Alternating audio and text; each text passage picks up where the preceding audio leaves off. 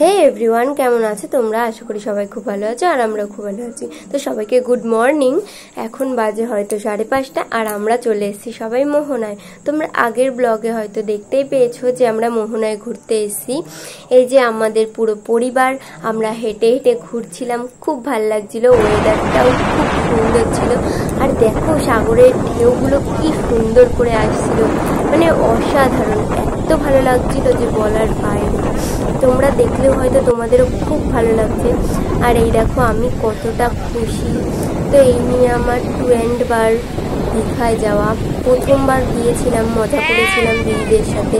এইবার পুরো বাবা মা দিদি সবার সাথে গিয়েছি, এবারও খুব মজা হয়েছে। আর এবার আমাদের দুষ্টুমিটা অনেকটা বড় হয়ে গেছে, ও খুব মজা করেছে, আমরা সবাই খুব মজা করেছি। সত্যি মানে কি বলবো, এতটাই ভাল লাগছিল না ওখানের হাওয়াটা, ওয়েদারটা তো খুবই ভাল লাগছিল। আর এই যে দেখো সবাই আমরা চা খেতে বসে পড়লাম মোহনায়, সবাই চা খাচ্ছিলাম। চা খাওয়ার পর আমরা ডিম টোস্ট খেয়ে নিলাম। আর দেখো ওখানে ঘোড়া কত কিছু আছে, অনেকে ছবি তুলছে, তো আমাদেরকেও টানছিল। আমরা বললাম না, আমরা ছবি তুলবো না, আমরা আমাদের নিজস্ব ফোনেই ফটো তুলেছি। তোমরা হয়তো অনেকে আমার ইনস্টাগ্রাম আইডিতে দেখতেও পেয়েছো। আর দেখো এই দেখো আমি দুষ্টুপুরির সাথে সাগরের সামনে দাঁড়িয়ে আছি। আমার যে এত ভালো লাগছিল, এই পায়ে জলগুলো এসে ছুঁইছিল, সত্যি খুব ভাল লাগছিল। আর তোমাদের সাথে আমি এখানে একটা জিনিস শেয়ার করব, যে সবাই বলে যে জলের মধ্যে মানে সাগরের পাড়ে রাম রাম লিখলে নাকি জল এসে মানে ঢেউ আসে না, কিন্তু এটা আমি বলবো পুরোই ভুল কথা। আমিও লিখেছিলাম, মানে আমি লিখিনি পুরোটা আর কি, লিখছিলাম, তখনকেই ঢেউ এসে পুরোটা ভাসিয়ে দিয়ে চলে যায়। তোমরা দেখো ভিডিওটা দেখলেই তোমরা বুঝতে পারবে। তো তখন থেকেই আর কি আমার বিশ্বাস যে এটা ভুল কথা, আমি বিশ্বাস করি না। আর হ্যাঁ, তোমরা কিন্তু অবশ্যই বলবে যে আমার এই ব্লগগুলো তোমাদের কেমন লাগে, আমি যে ভিডিওগুলো পোস্ট করি তোমাদের কেমন লাগে। তো তারপরে চলে আসলাম সকালের খাবারটা খেতে, ব্রেকফাস্ট করতে চলে এসেছি। তো এখান থেকে একটু লুচি তরকারি নিয়ে নিলাম, এগুলোই খেলাম সকালবেলা। খাওয়া দাওয়া করে তারপর আমরা বাসনপত্র নিয়ে চললাম হোটেলে। দেখো মোহনার থেকে ঘুরে আসার পথে আমরা সব বাসনপত্র ভাড়া নিয়ে আসলাম। আর হলো বাজার টাজার করে নিয়ে এসেছি। এখন বাড়ি গিয়ে মানে হোটেলে গিয়ে রান্না করা হবে, খাওয়া দাওয়া হবে। সকালবেলা খেয়ে এসেছি আমরা ওখান থেকে, রান্না করা হবে, তারপরে স্নান করতে যাবো আমরা। সবাই একজনের হাতে এক একটা জিনিস আছে। চলো তোমাদের সাথে পরে হোটেলটা আমি শেয়ার করছি, তারপর কথা হবে।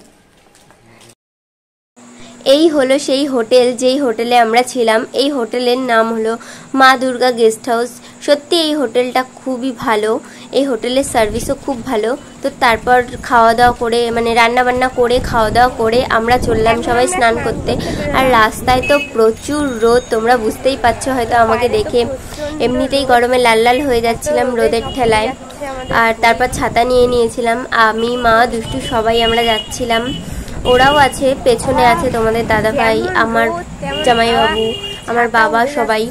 তো হেঁটে হেঁটে যাই আমরা সাগরের পার। আর সত্যি আমরা স্নান করে এত মজা করেছি। আমরা হয়তো সকাল 11টা নাগাদ নেমেছিলাম আর উঠেছি সেই 5টার দিকে, মানে দুপুরে খাওয়ার টাইমটাও আমরা ভুলে গেছিলাম স্নানের চোটে, যে এতটাই ভাল লাগছিল আমাদের জলের মধ্যে থাকতে। আর এখানে একটা খারাপ ঘটনা ঘটে গেছে, সেটা হলো আমার দিদি আর আমার দিদির মেয়ে মানে দুষ্টুর পা কেটে গিয়েছিল। ওরা মানে আমার দিদি যখন আসছিল হেঁটে হেঁটে, তো সাইডে পাথর ছিল আর তখনই একটা ঢেউ এসছে বড়, তো সেটাকে সামলাতে না পেরে পড়ে গেছে। আর পড়ে গিয়ে ওর পায়ে অনেকটা কেটে গেছিলো, সেটা আর আমি তোমাদের ক্যামেরায় দেখাচ্ছি না। আর এই যে দেখো আমরা সবাই হেঁটে হেঁটে যাচ্ছি। তো ফাইনালি চলেই আসলাম সাগরের পার। ফার্স্টে আমরা এসেছিলাম এক জায়গায়, তো ওখানে এসে দেখছি এখানে তো পুরোই পাথর, এখানে একদমই স্নান করা যাবে না। তারপর আমরা হেঁটে হেঁটে মোহনার দিকে গেলাম, ওদিকটায় বালি ছিল, তাই ওদিকটাতেই আমরা মজা করেছি, স্নান করেছি, আর খুব মজা হয়েছে, খুব মানে তোমাদের কি বলবো। তোমরাও কিন্তু এখানটায় ঘুরতে আসতে পারো। সত্যি এই ছোটোখাটো মানে ট্যুরের মধ্যে এই দীঘাটা খুবই সুন্দর একটা জায়গা আমি বলবো। আর এখন তো অনেক কিছু হয়ে গেছে। আমি 4 বছর আগে যখন গিয়েছিলাম তখন এত কিছু ছিল না। আমি তো গিয়ে চিনতেই পারছিলাম না যে এত কিছু পাল্টে গেছে, আর খুবই সুন্দর করেছে। তো এটাই তোমাদেরকে দেখাচ্ছি, কেমন লাগছে তোমরা অবশ্যই কমেন্টে বলবে। তারপর আমরা স্নান সেরে খাওয়া দাওয়া করে বেরিয়ে পড়লাম ঘুরতে যাওয়ার জন্যে। তো আমরা সায়েন্স সিটিতে ঘুরতে গেছিলাম, আর ওখানেও অসাধারণ অনেক কিছু আছে দেখার মতো। সত্যি বিজ্ঞানের যে আমাদের এতটা ছোঁয়া আছে, সত্যি ওখানে যদি না যেতাম তাহলে হয়তো বুঝতেই পারতাম না। ওখানে গিয়ে অনেক কিছু জেনেছি, শিখেছি নতুন কিছু, খুব ভালো লাগছিল ওখানে। তো তোমাদের আর বলার মতো কিছুই নেই, তোমরা ভিডিওটা কন্টিনিউ করতে থাকো স্কিপ না করে, আশা করি তোমাদেরও খুব ভালো লাগবে।